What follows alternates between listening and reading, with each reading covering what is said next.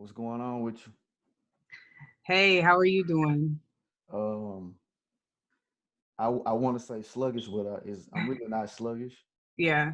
I had to go to work, but I um I wound up, like I said, coming across your page. Mhm. I don't know exactly when it was, but I was just like, I think it was my homeboy Naughty because I met him through Derek Grace. Okay. I was like, man, how did I start following you? I don't know, but Okay. what happened was I started. I think one of your posts came up. Mhm. Like, man, this shit make a lot of sense. Excuse my French, but I was like, this shit make a lot of sense. Right. And why isn't anybody attacking it? But I recently heard some people speaking on the children and on the youth as far as a therapy standpoint. I was Mhm. like, man, let me reach out to this woman to see if she'll hop on, and do a podcast with me. So Yeah. here we are today.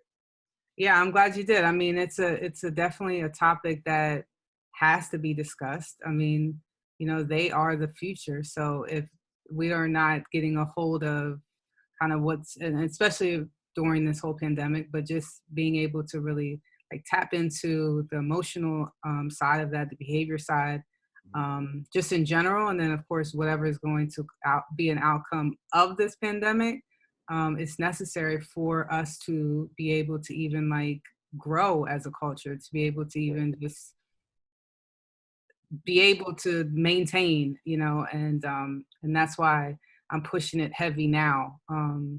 But I've been doing this. I mean, this is something that I've been doing for a while. yeah. So Mhm. starting things off, I am art architect Alexis Alton. Yes, Thankful, you know what I mean, again to have you on. So appreciate it. Yes, thank you. just give a brief introduction of who you are and what you do. Sure. So I am a licensed social worker. That's my background. I went to Westchester University for my bachelor's of social work, and then and that's in Westchester, Pennsylvania. Okay. Some people think it's in New York, but it's actually the one in Pennsylvania. And then I went to the one and only Howard University Yeah. for my master's in social work. So my background is all things social work, but I am a licensed therapist currently in my job now.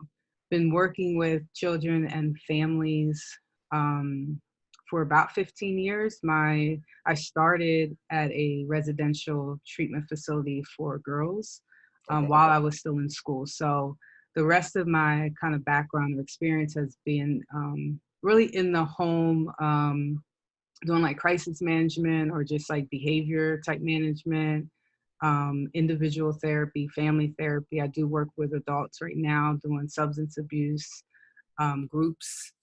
So I kind of have a wide variety, but my main focus definitely has been the children and youth. Okay. So did someone or something inspire you to become a therapist? Like, was it an initial thing or what kind of transpired? So when I went to school, when I went to college, I kind of was like forced in a sense. Like I knew I needed to do something with my life, so I went. But my older sister, actually is a social worker, so she kind of inspired me to do it. I knew I always wanted to work with children, but I never wanted to be a teacher in Yeah. the traditional sense. But Yeah. in essence, I am a teacher, but just not in the traditional sense. So I felt like social work was the next best field to get into. And it's also very broad. So I can work in hospitals or jails or, schools, which I currently work in a school. Well, of course, not at the moment, but I do work in a school. So it's a very uh, broad field that you can kind of go into. So I like that because I needed something that was going to be different. I didn't want to be in the same kind of mundane, monotonous job every single day. So it fit for me. Gotcha. Gotcha. Hmm. So I don't know if you took this post down, but you made a post. I don't know if it was in your story or whatnot, but it said stop cursing at your kids, stop calling Hmm. them dumb and stupid, stop attacking their character, stop mentally abusing them. Mental abuse lasts sometimes for lifetimes. Yeah. So, Yes.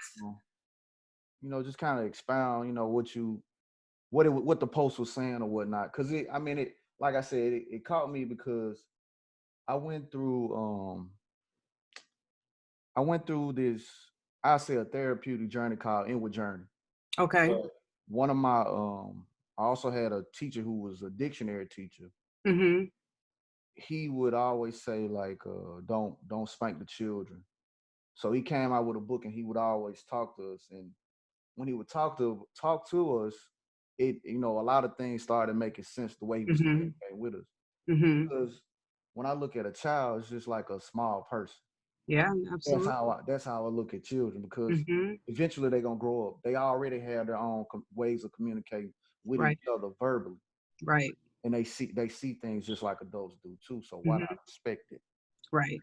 So you're absolutely right. I mean, kids don't they don't know anything, so their first kind of role models are their parents or caregivers, whoever is raising them, Mhm. and they are like a sponge. So anything that you say, do, they will soak it up, whether it's good or bad. So as far as like the mental abuse, I didn't actually make that post, but it definitely Ouch. is true, and everything that it stands for is the mental abuse, or just being able to speak life. And the opposite, of course, is something that you could speak fear, I guess, could be maybe the opposite of that. But speaking life into a young person will definitely determine the outcome of everything. How they interact with their peers, how they interact with teachers, if they, when they go to school, their self-esteem, how they, of course, feel about themselves, how they respond to different situations. I mean, it is like that is, a very big part of molding a child, or how they're going to be. You can tell by their parents, of course, and Yeah. is definitely a generational kind of behavior, right? So if Which is nobody knows. saying continuous. Absolutely. So nobody knows how to parent. There, of course, there's no parenting manual, but Oh, you learn from either your parents or images or things that you see, or what have you, and you pass that along to your children, whether it's good or bad. I mean, and the mental abuse is definitely long lasting, because that can be embedded, right? Physical abuse, I mean, the pain goes away, and yeah. not saying that it doesn't affect them, but the mental abuse, it has a way of sticking to them, especially if the child is not able to really, well, one, understand what that means, and then two, kind of combat, like, my parent is saying this, but they're supposed to love me, and it's very confusing to a child, but it definitely molds them into um, whoever, whatever, and they then can then show that to other people. um, and that's how the kind of the cycle continues, because then they will, whether young or old, they'll be able to, I should say, they will interact with their peers in the same manner that their parents or caregivers are as well. So then, like I said, that's how the cycle Yeah. continues. Hmm. So the name of the book came to me. It's called Violence in the Promised Land.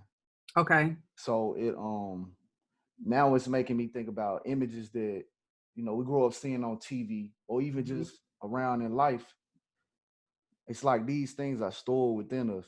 Yeah. These are vivid images played through our minds every Hmm. day. So I can see what you mean by that post. And it Absolutely. Yeah. also, the post made me think about my approach to my brother growing Hmm. up. I was never really abusive towards him, Okay. but in a sense it was more like mental toughness, and I used that frame of mind with basketball. Mm. So Okay. I never allowed him to beat me when we were growing up. He didn't. Hmm. I'm about to turn 39 this Sunday. Okay. So it wasn't until I was like maybe 33 that I let him beat. Well, I'm not gonna say let him. He beat my ass on the Okay. basketball court. Uh-huh. So, but what I what I was trying to show him and what I was trying to bring him along to is playing against guys older than him so he could get better. But Mhm. I think it kind of I don't think it ruined him or anything. I think he took the mental toughness and added it into himself on another level other than what I saw, which was business. He wound Okay. up taking that mental toughness into business versus putting it on a basketball court and working and working and working out towards that. So, Gotcha. And with that mental toughness, were you able to have those conversations like, I'm doing this because, or I want this for you, well, because yeah, that is important as well to have those conversations. well, as we progressed, I think as we got older, Hmm. the communication got better because at Okay. times it was hard. Hmm.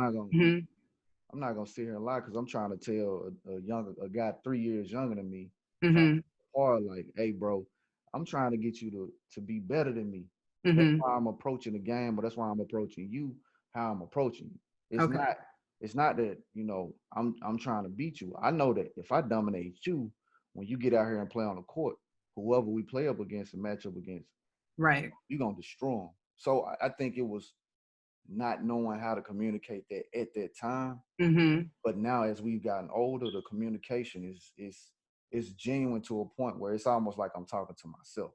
Good. Whether Yeah. whether it's a book that I come across, whether it's some technology or information that I come across. And even Hmm.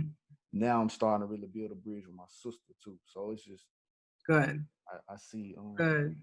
And that healing part, it sounds like, of course, that sounds like what you're doing with your sister. That healing part is for you.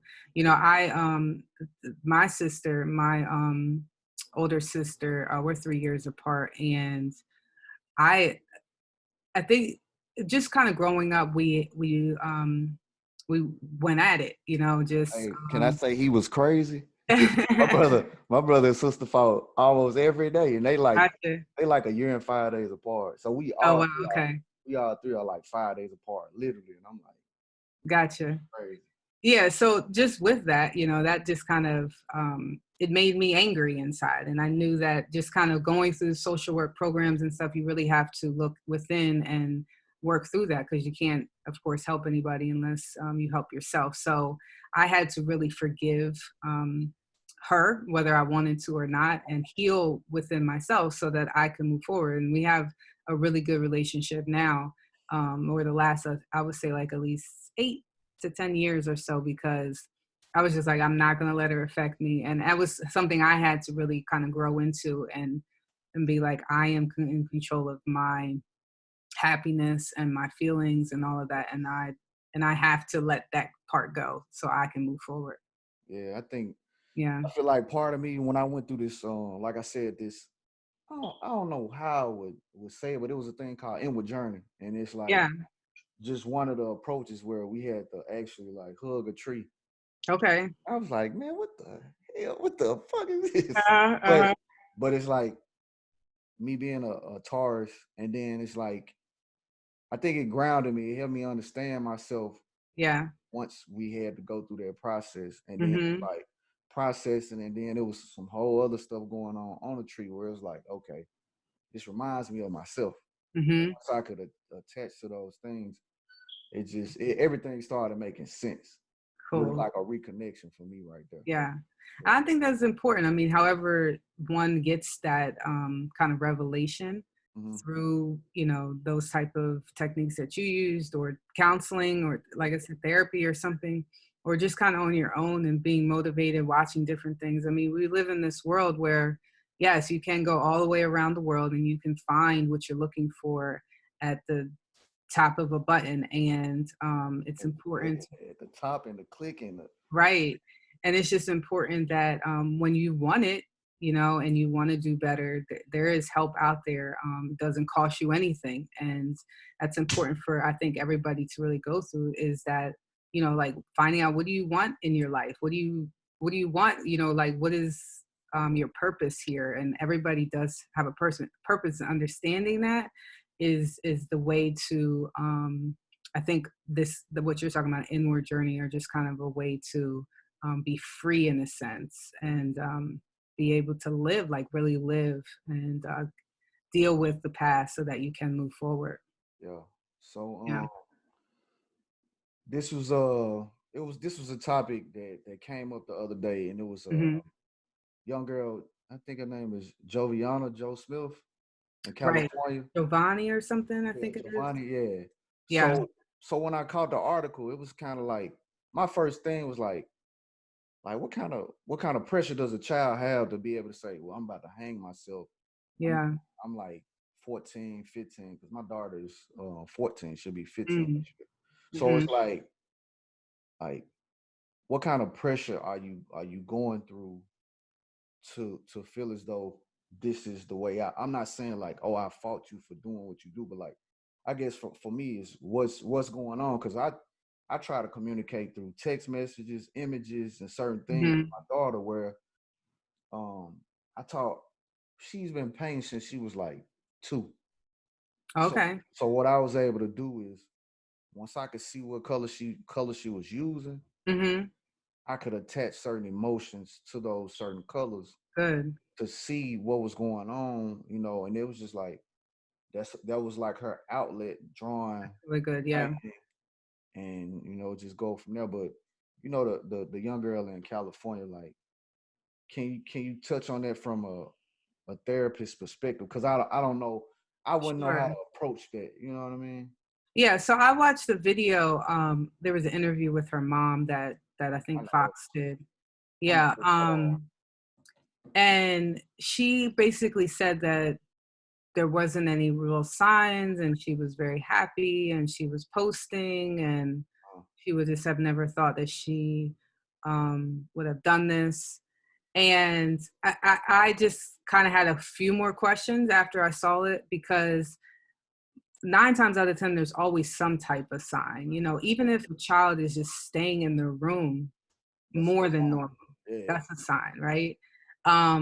During this whole pandemic, um, the level of conversations or just being able to feel like that support and safety has to be increased gotcha.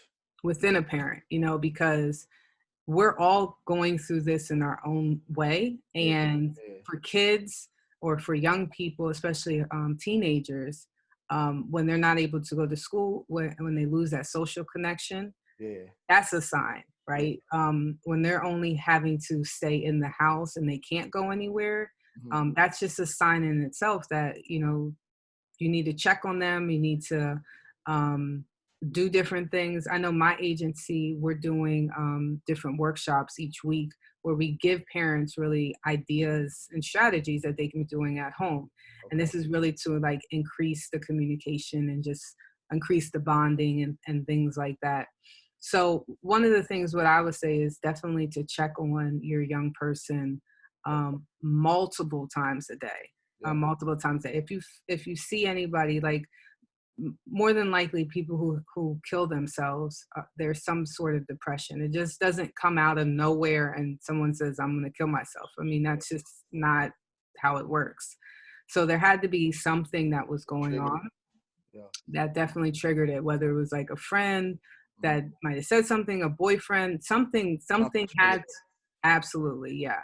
And maybe just the mom just didn't know what was going on or what happened. But so I would say definitely check on your young person. And if they don't want to talk, I mean, that's fine. But just getting them maybe to, like what you're saying, if I'm probing. I'm sorry. I'm a no, probe. no, no, it's okay. But what you were What's saying, going like on? with your with Oh, your my daughter.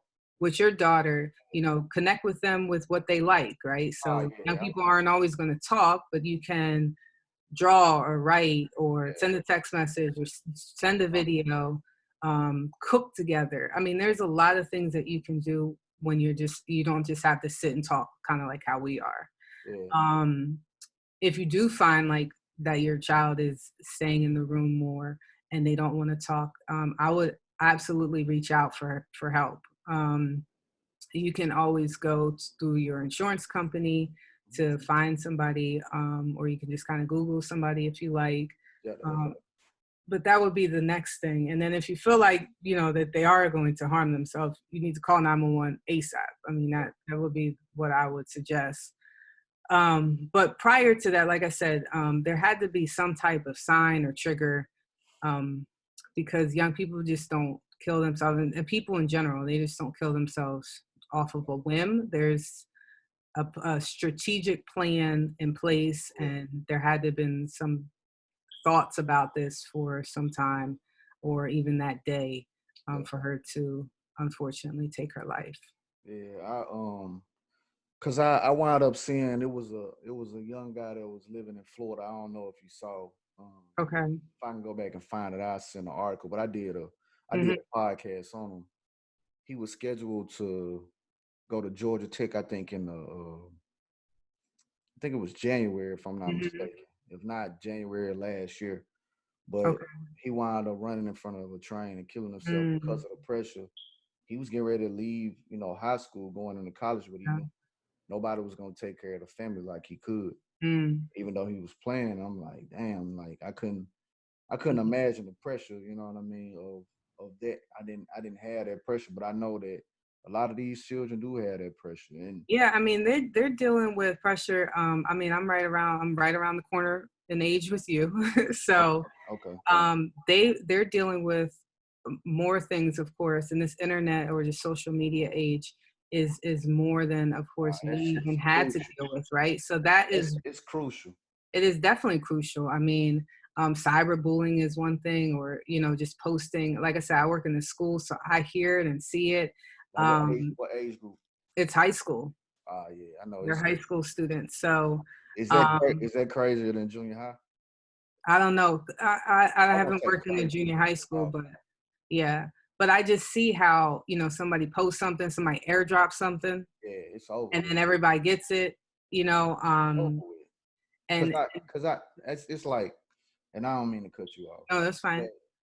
it's kind of like I always, I use a metaphor. Mhm. If you give a child a knife, they're gonna do one or two things. They either gonna learn how to go and cut some grass, or Mhm. you know cut some bread, cut some wood, or do what they need to do, Mhm. or they gonna go out and try to rob and kill and harm and steal. Yeah. I feel like that's what, and it may be a bad comparison with the phone. You can have a phone and you can use it Mhm. as in the aspect of, you can use it for technology purposes. You can use it to make money off of, take pictures, become a photographer, set up a bank, learn Yeah. cryptocurrency or whatever. But you can also use it for harm from filming Mhm. somebody in a promiscuous way, Yeah. being young. You know what I mean? Sending photos, just whatever. And it's like you said, I can only imagine what the youth are going through. So and that's just Yeah, one layer of that's pressure, one. right? Yeah, And then you have to deal with, and I work in DC, so just the pressure of they have to travel by themselves, right? They have to come to, sometimes it takes them almost an hour to get to school. I work at a charter school, so it's not right up the street. Take a couple buses and train to get to school. So that's one element that I've never had to even think about when going to school. A lot of these kids are supervising themselves or all supervising day. younger children, right? Their siblings, and they're in charge of them. So that's another layer. And then we talk about just basic needs being met. A lot of our youth are low income and live in high crime areas. That's Hmm. another layer. And then they try to come to school and they expect them to sit in a classroom for an hour plus and do some work, or for the whole day and not act out. I mean, But it's that's really what. setting them up to fail in a No, sense. and then it's like, so now that's making sense with the video. I'm gonna repost it on my page where the young guy was saying, Okay. "Look, I'm doing work. I'm doing work for like 4 or 5 hours. Mhm. I'm literally sitting here doing work, and I Mhm. can't even complete. I'm not even scratching the surface on what I got to get done." Oh yeah, yeah, yeah. I posted that He on my posted page. that, Yeah. and Yeah. I'm like, God, like, And he's getting more and more work from yeah, the more and more teachers, work. right? So it's kind of like, I never personally really liked school. You know what I mean? I felt like it was a cesspool Mhm. because there's certain things I know personally for me. I was uh I was great in math, so my father's an accountant, so he could throw Okay. he would have me putting checks in order and doing certain things with numbers, Okay. but he never just really explained it to me like Mhm. what these things were. So I get to geometry class and I'm averaging 100. in the class. Nice. And I asked my teacher, like, all right, I'm doing all this geometry. Why the fuck am I doing? You know, like that's Mhm. just Mhm. me being a 10th grader, 11th grader, like I'm in this class. What am I doing this for? What am I learning this for? Right. So with no response, Mhm. I'm like, man, why the fuck am I here? So the it's like Mhm. I don't even feel like the teachers value. I'm not saying all of them, Yeah.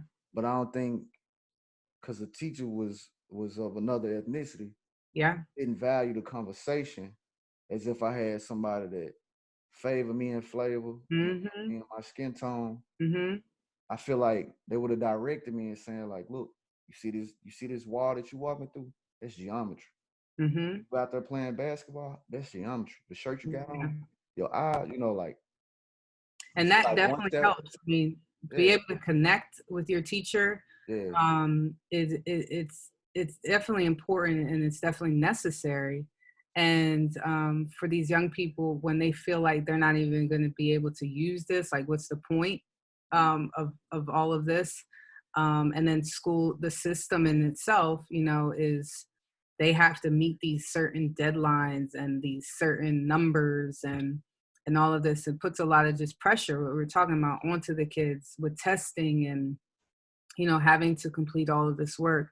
Is it I was shocked going into the schools, and knowing how much testing that they have to do. Mhm. They're used to it in a sense. I mean, for my school, from my perspective, they seem somewhat used to it, because they've been doing this. But I just never remember half of the testing that they have to do. I just I And just don't I just don't see what is I don't see what is going towards because I've always been in the yeah. mind frame of all right. I know that sometimes I learn with music playing in the background, Hmm. so I need some music playing while I'm doing work. Right. Some people can sit there and literally like sit there and do Hmm. stuff. I might need to get up and write on the board and get this out of my head because that's how I see. Yeah. People may need to be active. So it's just like to me that system and way of doing things is outdated. Like Hmm. and Yeah. part of me feel like this change that's going on, the parents were not prepared, the teachers were No. not prepared, the students were not prepared. And it's like I've been saying like I don't even think part of me's been feeling like I don't even think the kids gonna even go back to school. And, Yeah, I mean, and it's definitely not going to be how it was. that I mean, how it yeah, was, we all have to be prepared for that, yeah. and Even college too. college too. So it's almost like a double-edged sword. So it's kind of a good thing because we know that the system isn't always geared toward. Well, It I ain't. say some schools are, but Yeah, some not schools are. for the most part. The system is not preparing them for what they actually need in life. I mean, and I think that's just a true statement in general. Yeah. So it is somewhat of a double-edged sword, but it's like, now the burden is put onto the parents and caregivers to teach when they might not have the education, they might not have the resources, they may have to still go to work, so they're still putting this, and then the kids have to do it themselves. So they're put in this situation where, they are in the sense having to structure their day out themselves and be responsible for this work that they really didn't care about in the first place. Right. That's why I like Derek Grace with the Unlearn I, and I relearn. got I got him with the unlearn and relearn, but Mm-hmm. he said adversity builds character. That was one of the Mm-hmm. topics that he has a tattoo on his forehead. And Yeah. just the way he's approaching it and saying, I think you have to approach it from a wolf standpoint, meaning that if I don't come aggressive on saying like my child needs to learn Right. this before they even get out of my house, because I know I'm noticing that a lot of people like, if my child hit 18, I got to get the hell on. But it's like you weren't even prepared to go and deal with the world. Mm-hmm. What the hell you think this 18-year-old gonna do Yeah. with no car, no Mm-hmm. license, no No thought job. process of Yeah. laws, Mm-hmm. you can't pay a phone bill, has never paid a phone bill, Right. never had that responsibility. You just gonna throw them in the ocean to swim and swim Yeah. back. Yeah. You know what I mean? Yeah. So, and that's what kind of what I was alluding to, is just that we have this opportunity to be able to pour into our young people, but if you don't have the mindset or the parents are dealing with all this other stuff within our community, I mean, we have so much to have to worry about. Shit. It just becomes exhausting, right? And where do you find the time, the energy to really to educate when you don't want to, or you just don't see the value in it? So, I think that this is good that we're having these platforms so that we can have this conversation and really get to the parents to, because this is a new normal. This is not, it's not going to go back to how it was. So That's what are we and going to do with this now?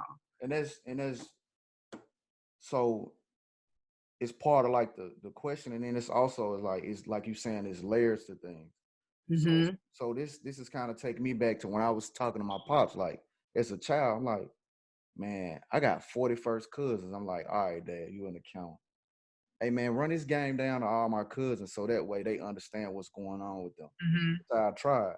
So I'm like, if this how I tried, you need to make some money. You just made all the money that you was looking forward to making. And it's like, I'm a kid saying this. Hmm.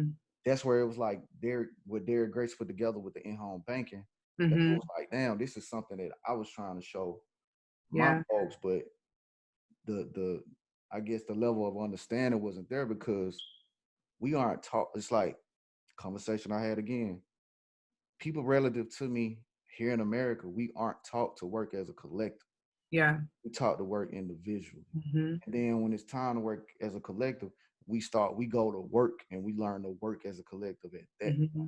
versus working as a collective at home. So it's like I've been working towards changing the directions of things, like I said, with my homeboys from college, Hmm. my brother and sister. And now it's like I got some of my cousins are starting to like latch on to what I'm saying. But Right. I did want to, and you kind of answered it like, and I don't think we touched on it, but why are parents fearing for their children's mental health during this pandemic? Well, I mean, mental health, it can a lot. Well, I should say this. So, mental health diagnoses or just mental health issues Mm-hmm. could have already been there, right? So, behavior issues, depression, Yeah, anxiety, feeling very overwhelmed about different things, whole host of different kind of behaviors could have already been going on.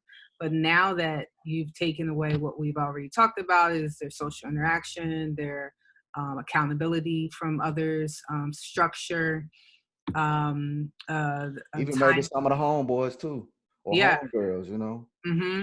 Yeah. So different interactions that they've had, and having them put them and isolate them in a sense with people that or family members that might have their own mental health issues, or just, they have their own family issues in a sense, it Top of gets that. exacerbated, right? So now more mental health issues are going to either come about or they're just going to be more prevalent because you see it now. You don't have an outlet. They don't have an outlet to get out this behavior or be able to really communicate with who they need to communicate with. So it's definitely going to be a rise in probably more suicides, probably more depression, just a lot of mental health issues in general because of all. You got to think about just everything that they're taking away, Yeah, meaning like you gotta have a substitute. you have to, and we can't even go to like the movies.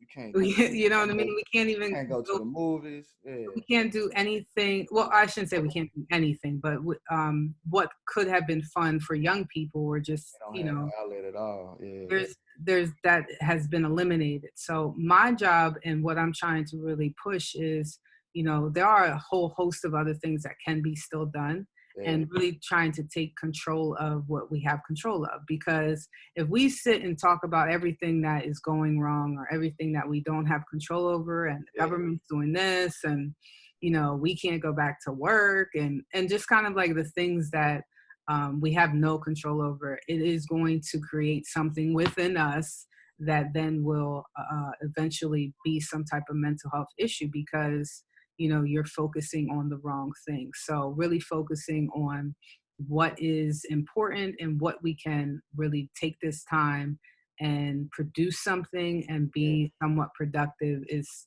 the goal, or I guess the the avenue that I'm trying to push. to push. Yeah, absolutely. I think that's dope because like what I've been doing personally, like I'm a master barber by trade, but I also work Okay. at Amazon part time. But Mm. what I've been looking at is okay, what skills can I learn and develop? I learned how to build video games, Okay. learning some coding, and I've been doing some farming too. Mhm. So it's just more or less like, and even recording and writing and editing. So it's just like I'm finding time to do these things when I'm Yeah. on my downtime. Mhm. You know what I Yeah. mean?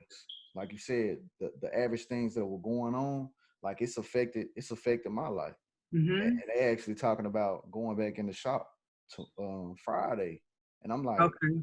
man, the hell with that. I'm not risking my life and well Oh, being. you're in Atlanta? Yeah. Oh, okay. So it's Yeah. like I'm not I'm not per se afraid because I'm big on health, meaning like the immune system being up to par, cleaning Mhm. myself out, you know what I mean, eating right. But it's like my clients may not understand that, but I'm Right. like I'm willing to sacrifice even if I gotta go 2 weeks to a month before I get back in there.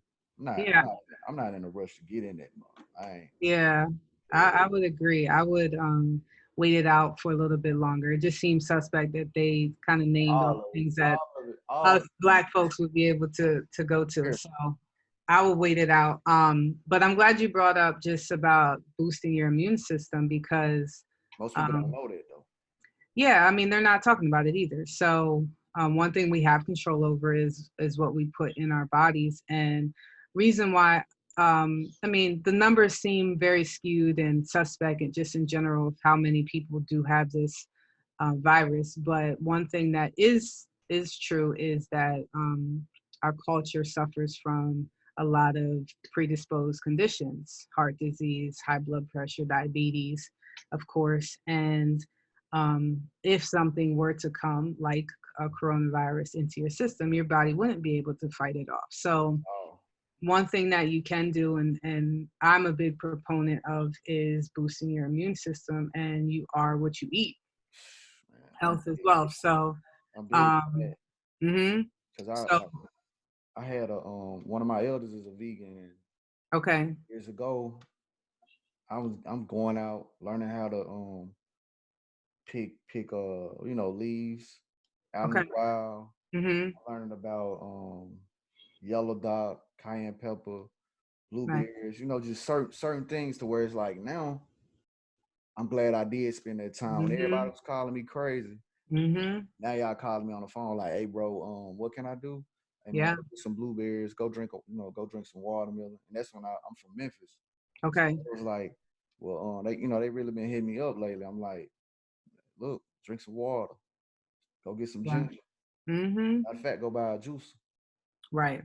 You know, So I mean, and I agree. I've been vegan now. It'll be 3 years in August, and my mom, I kind of got put on. So I knew I was going to be. My mom, just my whole life has been in a sense. So it was just a matter of time before I went back to it. But that is something that is needed. For us to really like grow and to be more of, and it creates clarity within the mind too. So mm-hmm. if whatever you're eating or consuming and all of that, it's clearing, or it's I should say it's polluting, in a sense, of Yeah, course, how you think, and then ultimately how you will behave. So it kind of is all connected, not kind of, but it is. it is. Yeah, It is definitely all connected to your thoughts, your feelings, and behaviors, of course, and what you eat too. yeah. So yeah, it's definitely a topic that needs to be discussed, is preventative care and what we can do to um, make ourselves better so that we won't be susceptible to any type of disease. So I saw a post it said talk about our story changing the education and mental health. Was that you think that's a topic What was it? talk about our story changing the education and mental health? I saw Oh, you kind of touched on it. I don't know if that was like you had a book or something out or whatnot, but Yeah, so I do. So I wrote a children's activity workbook, and it's What's the really name of it? it's here I got it right here. How I can control my feelings in 30 days. All right. And it's an activity workbook that for 30 days, young people, and it's really like I put on there 8 to 14, but it's really wherever developmentally they are. So I've had as young as 5 years old, and then as old as maybe like 16 I complete think the a book. 20 But year old can use it. say it again. I think a 20-year-old can use it too. Yeah, I mean, parents could definitely benefit from it. Yeah. So it's really 30 days of short tasks. I mean, it's not anything in it, Drawn out. right, that's going to take them a long time to complete. But within that 30 days, they're learning 20 feeling words, and they're really learning what they mean, defining it, and how to apply it appropriately, and really like working through any behaviors that or how responses, appropriate and inappropriate, that they've done in the past, and really finding ways to control themselves. They're learning discipline, about family relationships. So it's jam packed with activities. I know that to connect with young people, you have to make it fun and creative, and that is what I did. It's all designed on purpose to really have images and topics that can be relatable to our culture and our community. So Mhm. that and that's the reason why I wrote it, is because there wasn't anything out there like that, and I I always already had to. know. I already know. And that's a line. Yeah. It's like, so what I'm gonna need from you is a video of you Hmm. saying, like, here's my book.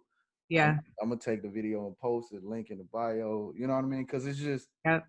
I think it's necessary. And Hmm. again, like, I'm glad that I came across the page because I feel like I'm winning personally, even Hmm. though I haven't had a session with you. But I'm like, hey, look, I'm gonna figure out how to make this happen. But I it's, got you. Yeah. I think it's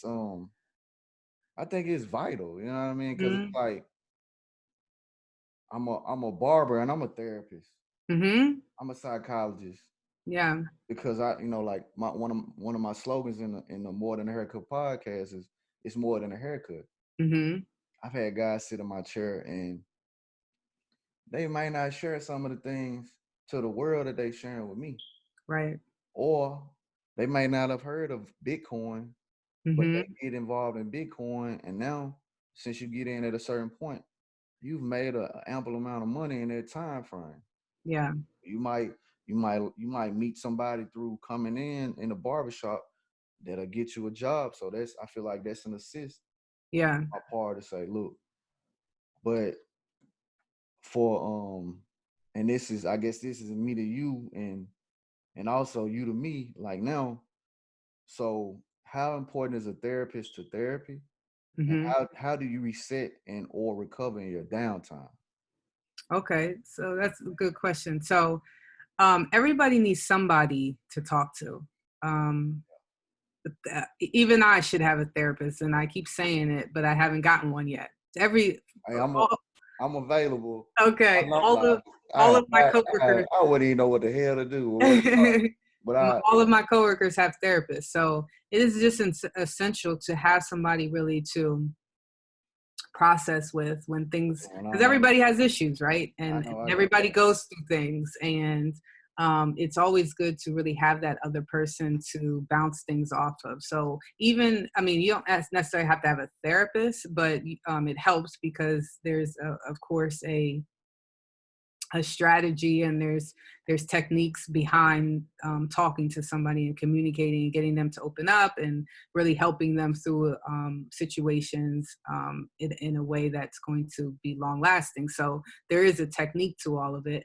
But I would say what you're doing, you have a gift in itself, right? So us being able to connect with people, not everybody can do that. Not everybody feels comfortable in talking to people. So I don't. I think that you being who you are to so many people, you're already doing what somebody you're already giving to somebody what they might need, or might not want to talk to a therapist about.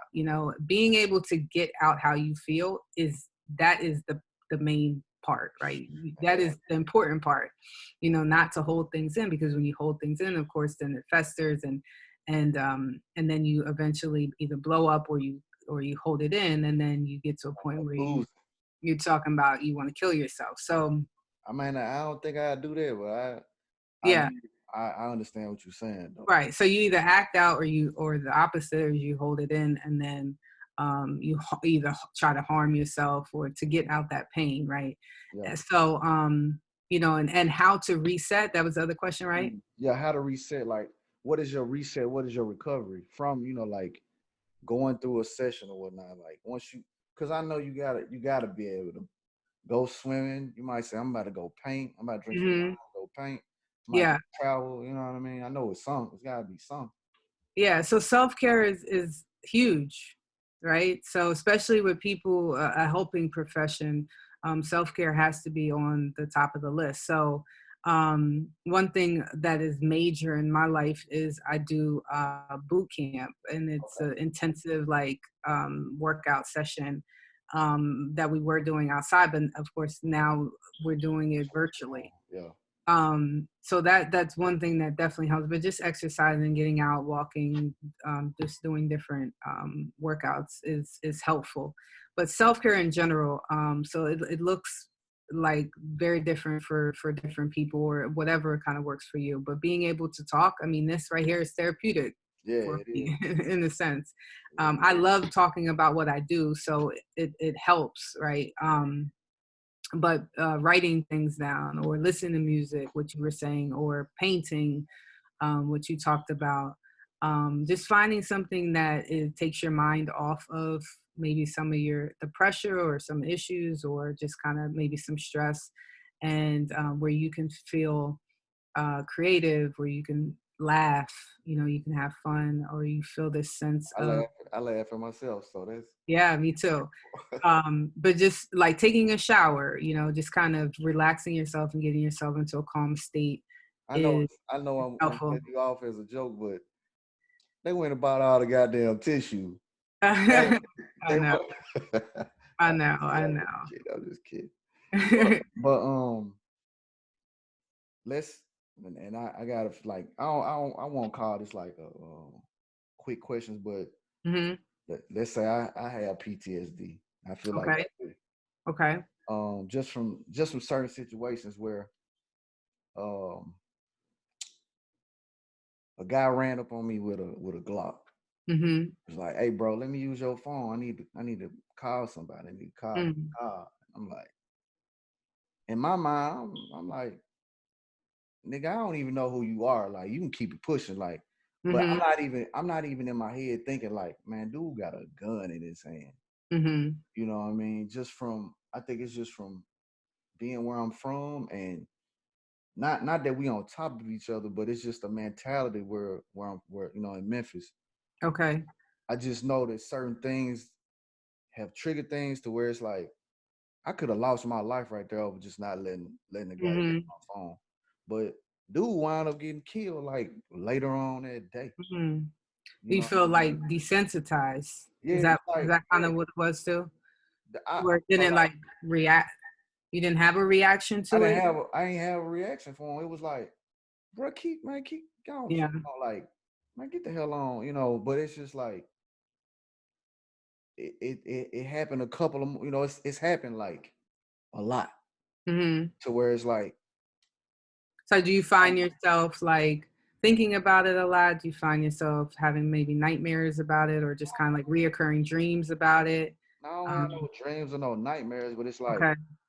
I guess it's just more or less like just I just my levels, you know what I mean? Like I'm kind of numb to it to where it's like Yeah.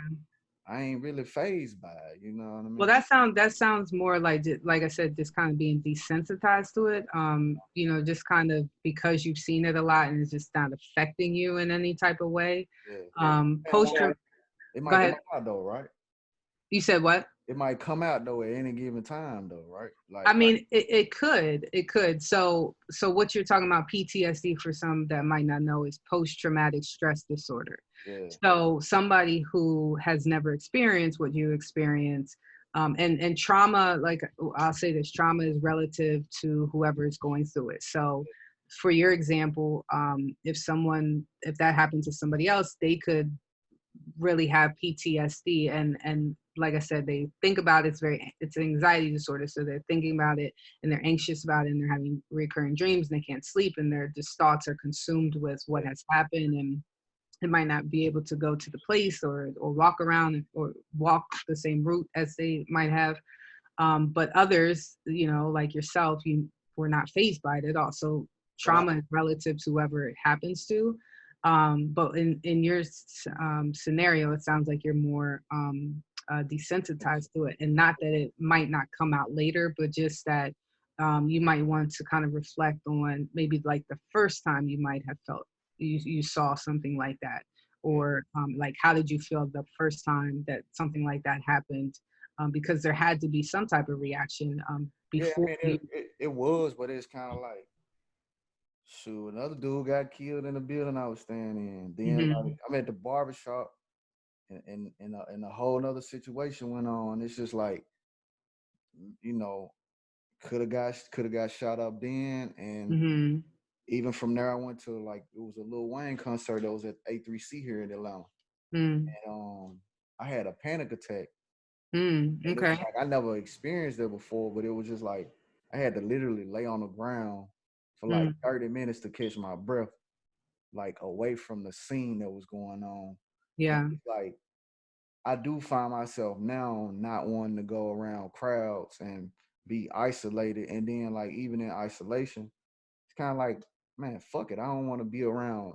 I just rather be by myself and just be Gotcha. myself. So it sounds like it has affected you in a way where, and so a panic attacks, or it has to do with anxiety too, of course, right? So that might, whatever situation, that incident that you were in, it triggered something in you that, of course, that you feeling anxious, that it's too much, or you feeling Yeah, too overwhelmed to even like respond to or process through it. So your body kind of goes into this yeah, it fight did. or flight. So your body isn't being able to respond to it in a way that you feel comfortable. So I would suggest just really kind of like looking back in those situations to see, like where kind of maybe that had started, or like maybe the first time you had a panic attack, or But and like or I've never had a panic like oh, that that. was only one. That was the first time, but it was like I was like it was like an out of body Hmm. experience Hmm. for how I was trying to get away. Just feeling like I was drenched in sweat, like it was just Mm. hurt my So knees. you haven't had one since? Nah, I ain't had nothing since, but it's just more or less like I it's not like a paranoid feeling, but like I said, I might paint, I might draw. Anxious, yeah. You know what I'm saying, but it's just Yeah. it's just So that's a healthy outlet for you to deal with it. But I would just kind of like look back to those first type situations or incidents that you witnessed. If you can remember, go back and to them and kind of like either write it down, like how you felt, what you saw. Did you feel safe? Like, even though you might have saw that, were you able to tell a parent about it? Did you feel safe afterwards? yeah, And things like that, to kind of really just kind of process through, or at least get your feelings out about that, and yeah, then really like take that, and and you can do affirmations to yourself. That can be helpful. You can talk to your parent about it, like, I've been through this, and yeah. if for some reason they weren't there for you, you can. Oh yeah, that's and I think like because now it made me think about another incident that I had when I was in Memphis, and Mm-hmm. it was almost like it's like I pull up and it's like I saw it before it happened. I usually see Mm-hmm. stuff like that, and it was like I get out of my car and I'm like, hey man, it's some fuck shit about to go on. I'm just saying this to myself, Mm-hmm. Mm-hmm. and as soon as I said that, it's like I got out the car and I was me and my homeboy, and a dude wound up pulling a gun on me, and it was just like I Mm-hmm. just said this shit, and the way it happened quick, and it was like, man, it's I never talk, like I never talked or discussed it even with my folks. And I know Mhm. I definitely need to do Yeah. it Yeah, because let them know because they, um your mom and dad yeah, in your yeah, life? Yeah. I ain't talk. It's like shit. It's Yeah. just something that I ain't. But I think the only person that really just knew was my brother. You know what I mean? Okay.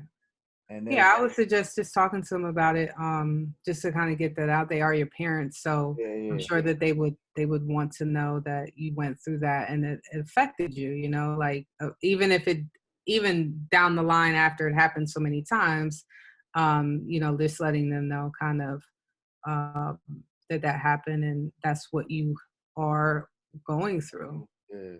Yeah, Um, I got a few more questions. sure. Um, so what happens in a therapy consultation? Is that So is that is that something you could, you know what I mean? Like, yeah, is that so going too in depth? So, so typically how therapy works is you have what's called to start the process. You have what's called the intake process, and you sign some consents. And basically, therapy is voluntary. If you want to end at any point, you can. It's all kind of driven by what you want. And in DC, everything pretty much is paid through insurance. Okay.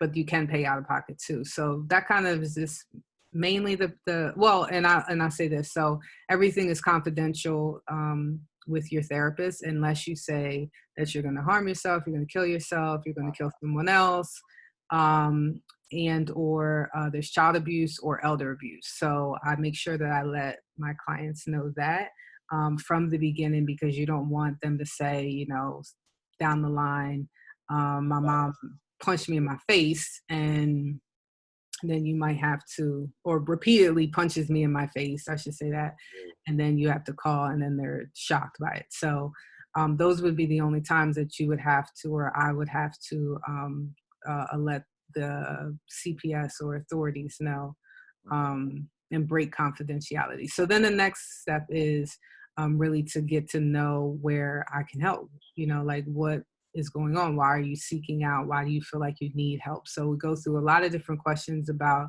the past, of course, and it has to do with just like family, like living situation and how you get along with those people and any traumas, any grief and loss, any I had a lot of um, loss. I can tell you that.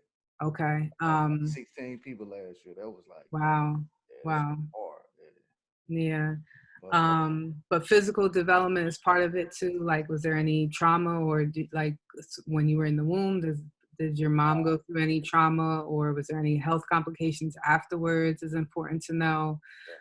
Is there a history of mental health issues in the family, substance abuse issues in the family is part of the intake process. Um, yo, what else? Any like uh, child and family services involvement. So it's just kind of like getting a real general, yeah. or I shouldn't say general, but very specific um, assessment of the past. So then after that, it's really about kind of building trust and rapport with the client and we talk about goals too. So it's Yeah, very so that's structured what. in a way Yeah, that's what I was where gonna ask you. Like, mhm, how often would you see me, and for how long, and then the counseling goes. So you cool with that? yeah. So typically therapy is like once a week for an hour, but since I'm contracted to work at the school, so I would see the kids more because they're actually there, and so I can see the kids up to 5 times a week, but it just has to be a reason for that. So I like to see my kids at least twice a week for probably about an hour. Kids are a little bit different than adults because their attention span is much um, So smaller. like weekend. So yeah. So yeah, so then you just so there's goals. So it's called treatment plan is created between the both of us. Like I said, it's very driven by the client. So So that's you like the homework. well no, that's kind of like the structured plan that we would work through for 6 months. Our treatment Oh, plans okay, okay. last for 6 months, and you tell me like, what are your goals? Like, what do you want to work on? Why are you coming here? I don't want to waste your time. I don't want you to waste my time. What do you need help with? So if you're saying you want help with PTSD Yeah, or not having panic attacks anymore, that would be your goal. gotcha. And typically there's like 3 goals that are on a treatment plan. And then after 6 months, we revisit it. Do you see a change in it? Do you feel like you don't need it anymore, or this goal anymore? So once your goals are met, then that's kind of when therapy is over. Okay.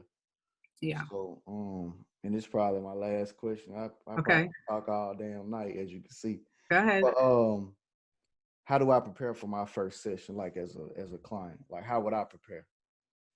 So I think that just being open to the whole process, right? So I think who your therapist is going to be very important. So I think that if you can do your research, if you can't, just go to the session. And if you feel like that's not a right fit for you, you like genuinely feel like that person is for you, Yeah, um, then you can just kind of move forward. But just being open about what this whole process is, knowing that you're going to have to probably talk about some things that you might not want to, yeah. but it's really going to help you. And I try to tell that from the beginning with all of my clients, is that there are going to be some hard times in therapy. You're going to have I to, can believe it.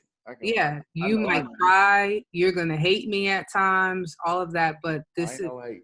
Ain't no hate. I but know you what you mean, though. I know what you mean. right. I mean, these are kids, so like they But hate me and love me at the same time. But because I hold them accountable, and that's the whole point of it, is like, I'm going to hold you accountable, and I'm going to confront you on some things if need be. And this is all to help you.